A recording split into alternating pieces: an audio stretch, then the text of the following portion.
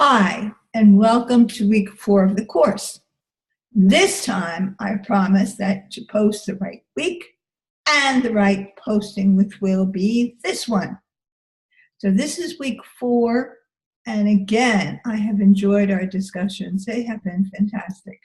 So I encourage you to keep responding in the postings. That's the way we learn best as adults.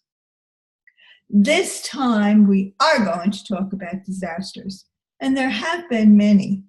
And what we're going to talk about is social media in disasters. Social media, like everything else, has been taking a more prominent part when disaster strikes. It's used much more frequently in requests for help. Traditional 911 lines in big disasters, we're talking about Harvey-sized disasters, that they become jammed with calls and you just can't get through. Even police have been using sites like Twitter. During the storm, they wanted some boats to help rescue people. So they were asking people on Twitter to bring boats, and it was very effective. And they were able to locate survivors and saved a lot of lives in the process. And we had a lot of heroes who brought their boats and traveled enormous amount of distance to help people. There's another feature on Facebook that comes in handy when we're talking about disasters. That is being able to mark yourself as safe so that people in your family aren't constantly worried about you. They click on the Facebook page and find you're all safe, so at least they may not be able to communicate with you, but they know you're okay. There has been a lot of research being done to try and incorporate texting into 911. So far, they're continuing to research. They're coming closer, but the sites from the NENA is still saying that it will take some time for this to happen. But they are trying to modernize, and of course, it's not an easy process because there's a lot of different organizations that they have to coordinate with. So it's a lengthy process. The last time, I think we had talked about what happens, how social media is used in accounts like Zello and WhatsApp. And that was evident in the storm that hit Puerto Rico. The people in Puerto Rico had difficulty because some of the people were living in remote areas. And in order to locate your loved one, you use social media.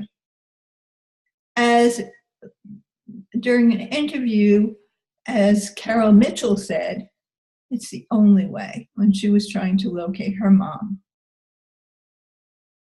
So social media, although we complain about it, and there are some downfalls, there are some unique features that make it important, especially when we have disasters.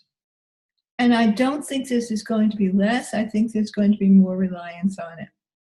And of course, some of the postings, you have to be careful when you're looking at the postings because some of them are not real.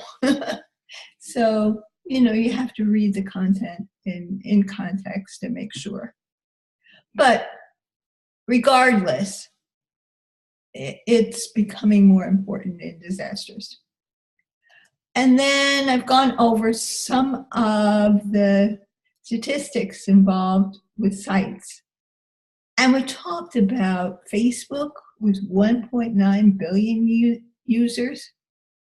And the big thing about Facebook is the amount of time that people spend on these sites.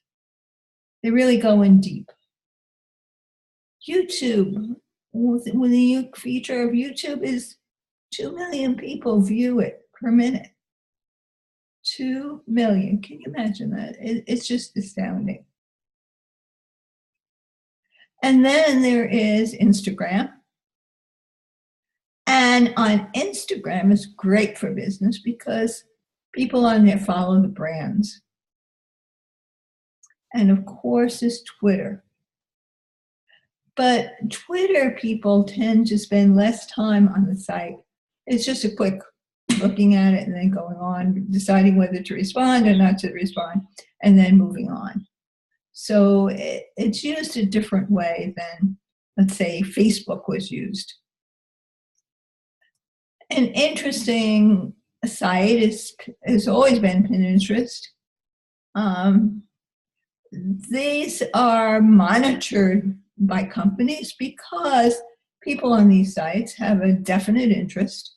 And if that site targets something that these people that are posting on the site can use or see a value, they're more likely to purchase. So that is a big site for businesses. It's also an interesting site because you can go on there and find almost anything these days that are posted. LinkedIn is mostly social networking, and it's an important social networking site. And we recruiters scroll through these all the time because they're always looking for talent. So keeping a profile that is very professional is very helpful if you're looking to move up in your career. And then there's Reddit. And this one is definitely not business oriented.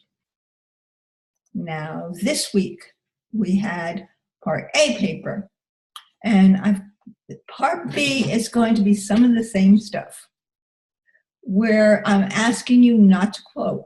And the reason I'm asking you not to quote, because when you quote, you have a quote, and then you have something, and then you have a quote. And it's not an easy way to build an argument. When you rephrase it, then it becomes much more easy to build in the argument for the points that you're making. And you have it backed by research, which is great. That's what you need for your dissertation. So this is a good place to plain ordinarily practice. The more proficient you become at it, the easier it's going to be when you go to do that dissertation. The other thing is make sure that you are very clear on APA format. References, check. I have posted sample sites for you to look at and other resources in announcements. And then in your papers, I will also add that if I see an issue with APA. But it's very, very important that you get the basics down so that when you go to do your dissertation, this is not a problem.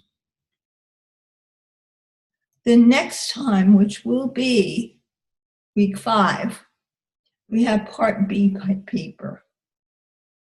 Part B is looking for you as a manager, and you're implementing social media marketing strategy.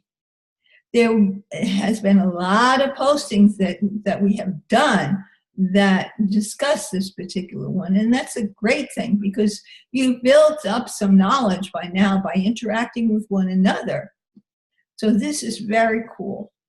You have to make sure, though, you have at least 3 peer-reviewed sources in there. And you're going to evaluate the social media tools, review the platforms like the ones that we discussed, because each one of them, when we talk about it every week, we notice how targeted. If you're a business, you begin to look at how you can target your audience, and some of them just will not be appropriate for it. But you can, the more that you're familiar with the sites, the easier it is to target. And then, of course, we will be talking about assessment tools, or we have been, assessment tools that you can use to evaluate the use of social media. And then, of course, there's the economic return on investment of when you're implementing social media, to try and decide how successful your effort is and where you need to modify to be able to reach your audience that you want to reach. Again, I want to thank you for your interactions in our course. They have been fantastic. And again, like I mentioned before, it's the way we learn. And we learn from each other, and we gain this great body of knowledge that I can see you using when you are doing your papers. So I hope that you have a great rest of the week and a great weekend. And I look forward to our discussions in class.